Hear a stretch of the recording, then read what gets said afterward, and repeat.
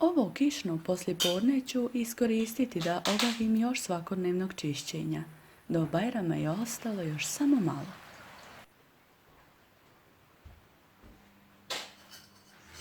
Prozore uvijek prvo perem mješavinom tople vode i običnog šampona. Staklo dodatno perem i sredstvom za staklo za bolji sjaj.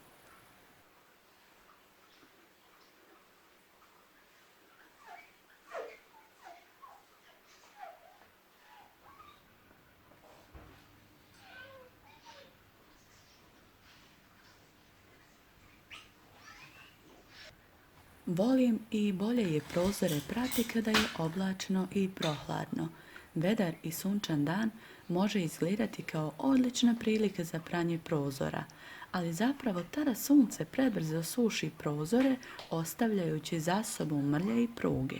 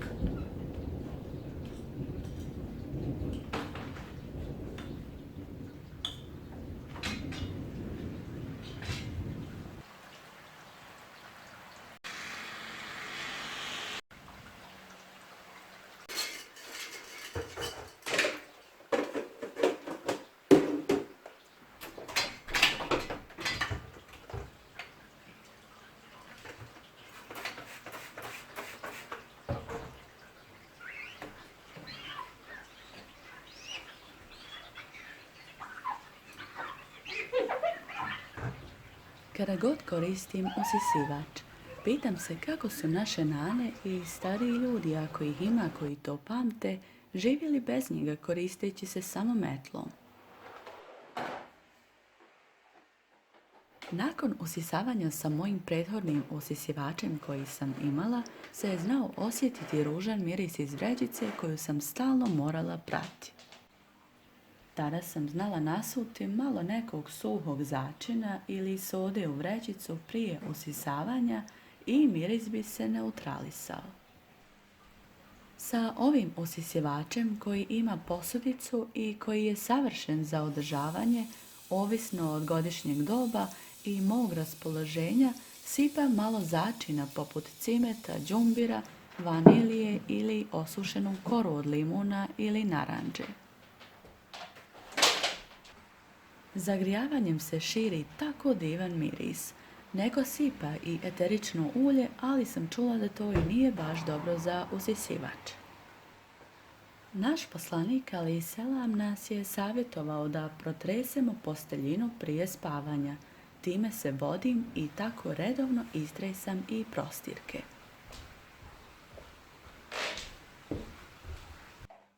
Naučnici su dokazali da je to i veoma učinkovit metod za uklanjanje grinja, to jest protresanje posteljine 3 puta. Osim istresanja, redovno pranje i mijenjanje posteljine je bitnije nego da je operemo na visokim temperaturama.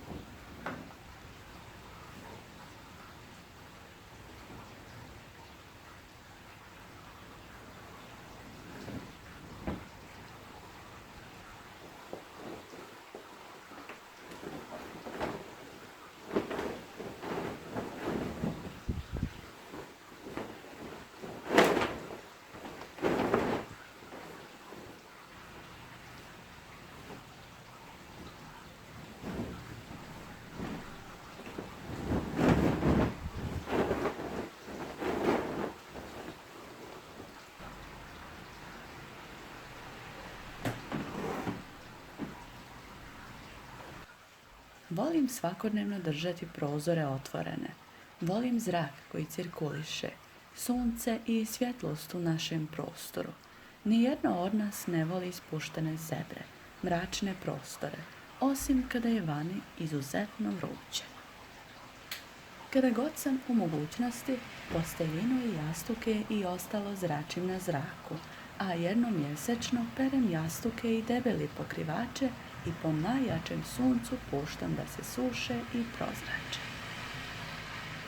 Moje bliske osobe znaju koliku tjeskobu i nervozu osjećam ako se desi u nekim trenucima da imamo nabacani stvari u ormaru, u ladicama, policama ili ostavi.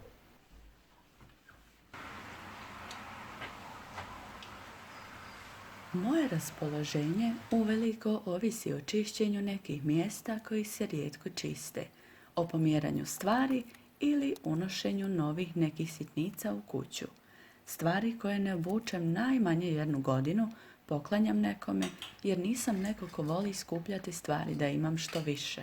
Volim da imam manje, ali da mi je korisno. Mnogo stvari me guši.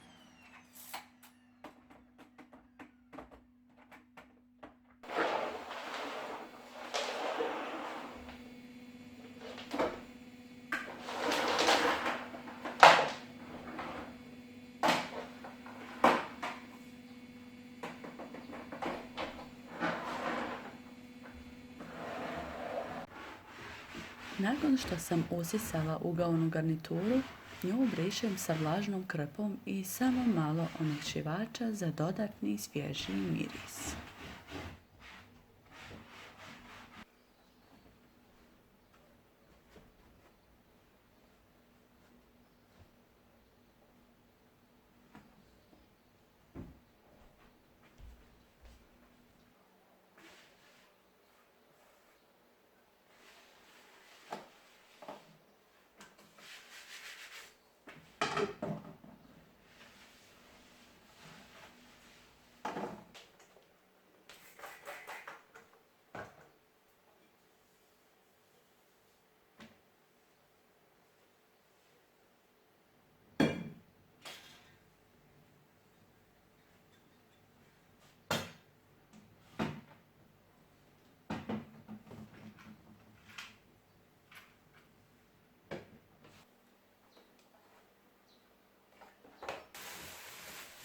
Dok sam pripremala kafu za sebe i muža, kćerka moje susjede Rukije nam je na vrata donijela divne kruške.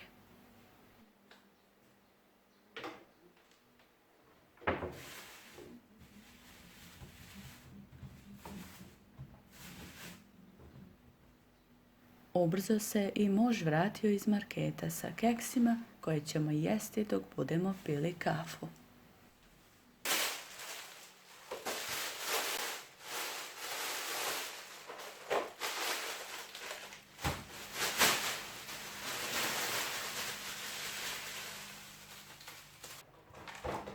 Svekar nam je donio nedavno bajramske vrećice za kurbane i provjeravam šta na njima piše.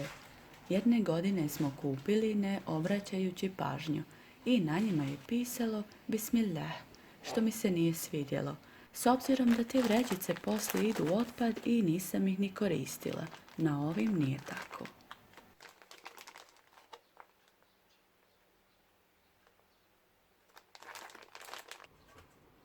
Baklave skoro da je nestalo, a Bajram još nije ni stigao.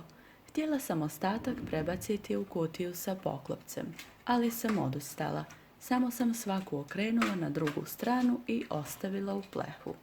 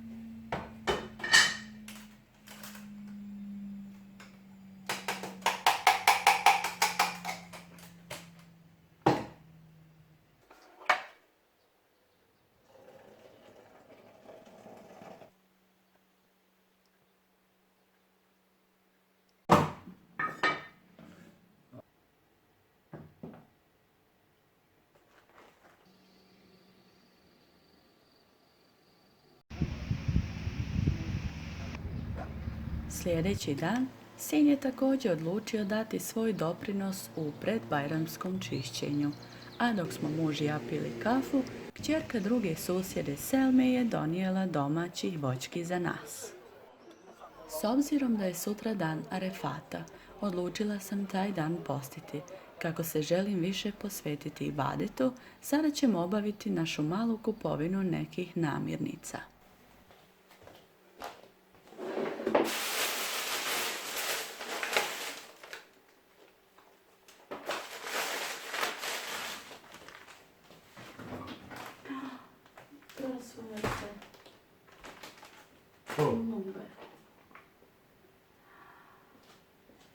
Kako si tako zapak?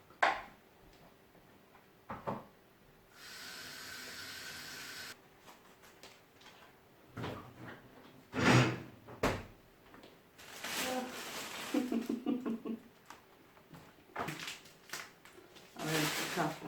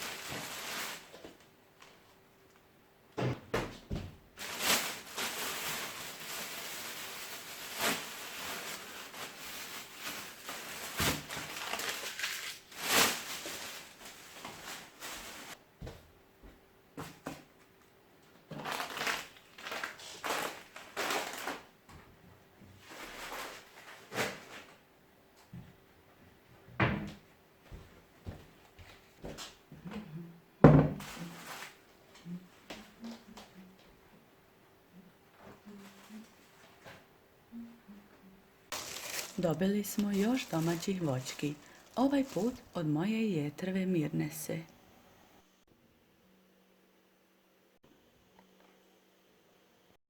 Vrijeme je za sehur.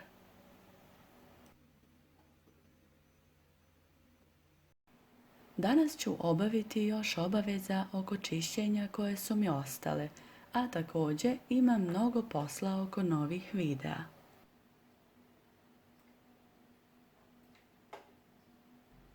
Danas sam pošteđena spremanja hrane. Muž želi da pripremi iftar vani na roštilju, jer kasnim sa videima i ima mnogo posla, a i kako bi i on imao obećanu nagradu za hranjenje postača. Ovaj Bajram nisam uspjela očistiti svekrovu kuću kao što to inače radim, ali me zato obradovala poruka od Maje, kćerke mog djevera i jetrve, koja je sada već odrasla djevojka i djedo je pritekla u pomoć.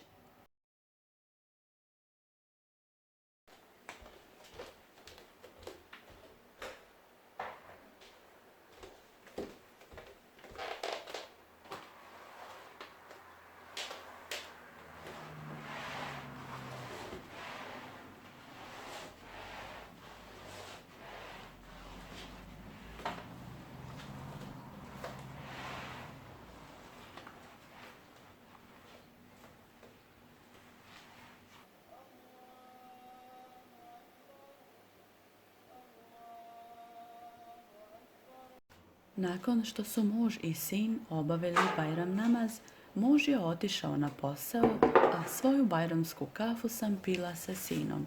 Ubrzo su počeli stizati i prvi kurbani. Nakon što se muž vratio sa posla i završio obaveze oko našeg kurbana, zajedno sa njegovim bratom Nerminom, koji je pravi majstor za to, podijelili smo kurbane na 3 jednaka dijela. 1/3 nama, 1/3 rodbini, komšijama i prijateljima i 1/3 u naselju gdje žive ljudi u velikoj potrebi.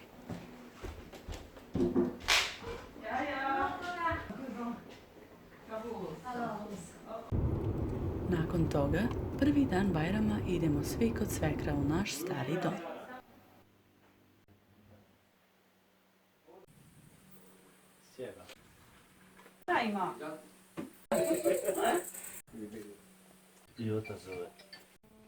Bili smo puni toliko da ni baklave nismo mogli jesti, ali kada je strina Hava donijela slatku rižu s mlijekom, neki od nas nisu mogli odoljeti. Babo, zovu i tebe sutra gor na ručak. Mi ćemo oko 4 šefa, ha? Pola 4.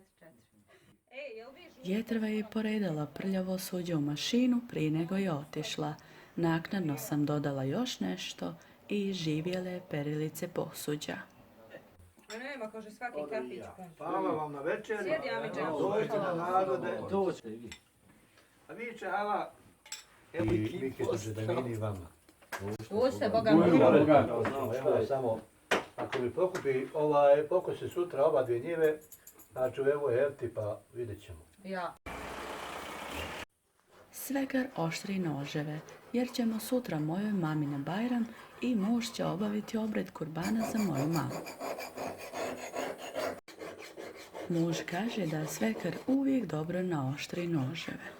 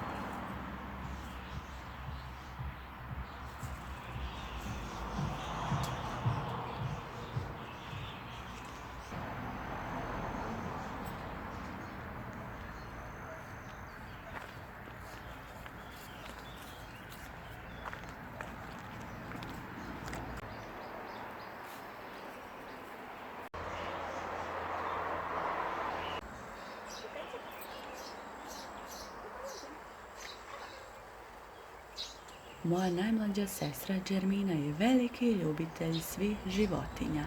Ona ima pravo malo životinjsko carstvo kod kuće.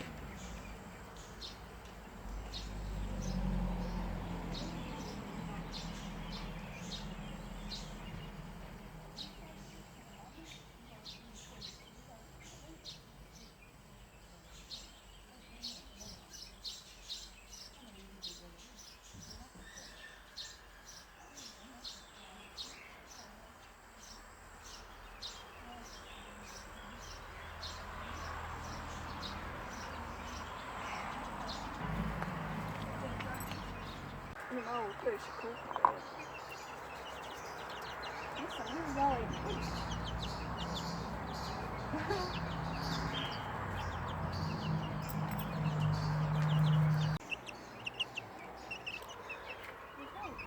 Njena perad imaju čak i svoja imena. Ovo je napravila kako bi ukrasila njihovo sklonište. Sada hrani svog psa Honey.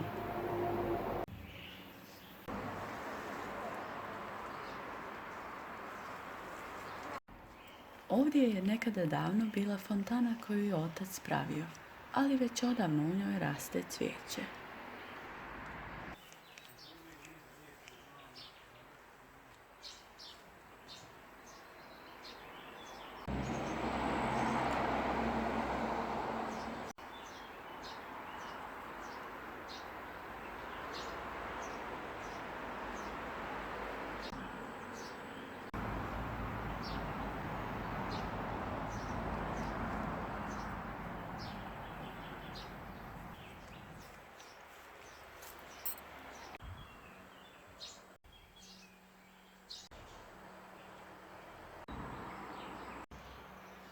Domaći vona da vidiš.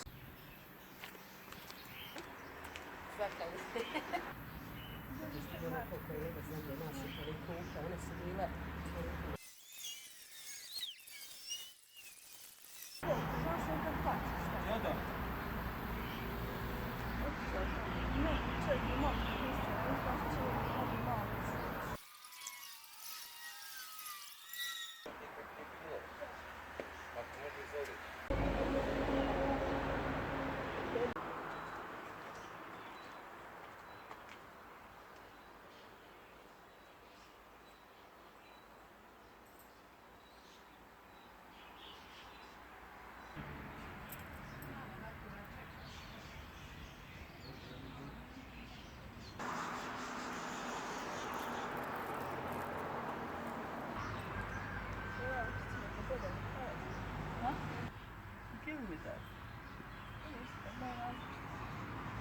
Sestra mi je upravo pokazala neke sitne žitarice koje je sijala za svoje ptice.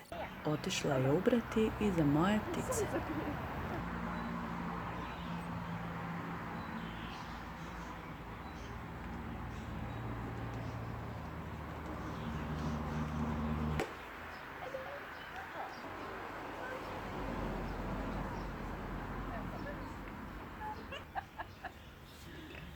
Moja.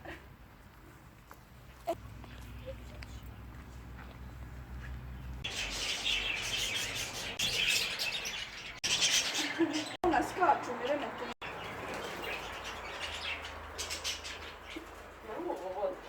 Ma ja, to za pretpoci. Aha.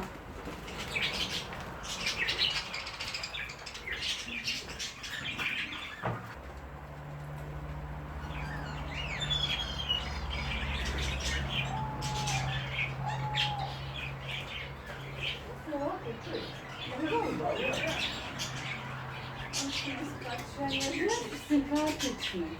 I ujeti me nekako.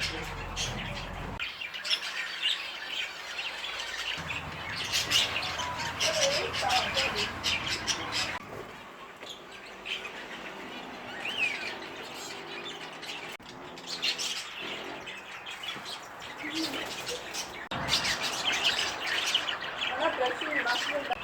On je sad babo.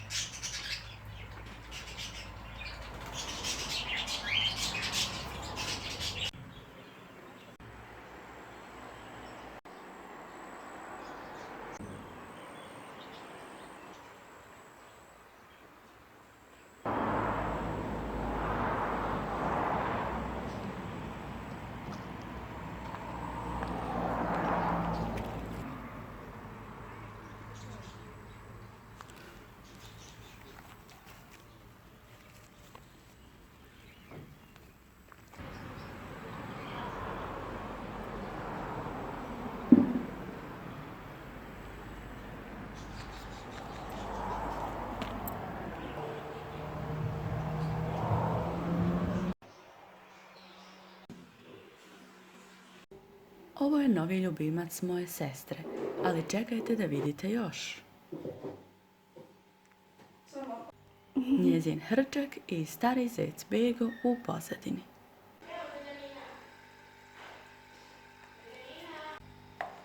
Ove krupnije su ženke, a sitniji su mužjaci. Kako su lijepe. Tetrarice.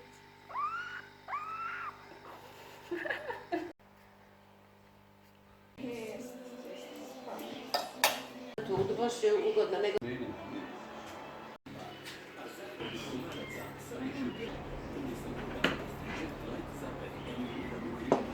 Kopi Benjo, bio vas. Dao što gumu? Jedno, 10. Ja uvijek radije biram povrće, pite i salate u svoj tanjir. Prvi dan Bajrama, prije nego dođemo kod svekra, obilazimo mezar moje svekrve, a danas, to jest drugi dan Bajrama, prije odlaska kući posjetili smo očev mezar. Na povratku kući podijelili smo jedan dio kurbana od moje mame za ljude u potrebi. Odakle god da dođemo, pijemo našu kafu uz koju se odmaramo i pričamo.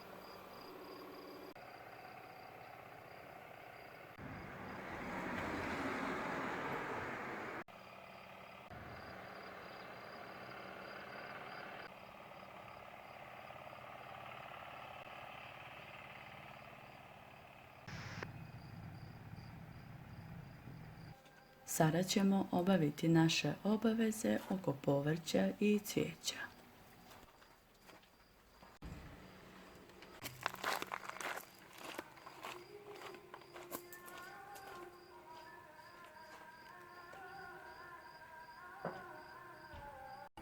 Povrće i cvijeće najčešće zalijevamo vodom u kojoj je stojala kopriva. Cvijeće jednom sedmično prihranjujem gnojivom za cvjetajuće biljke.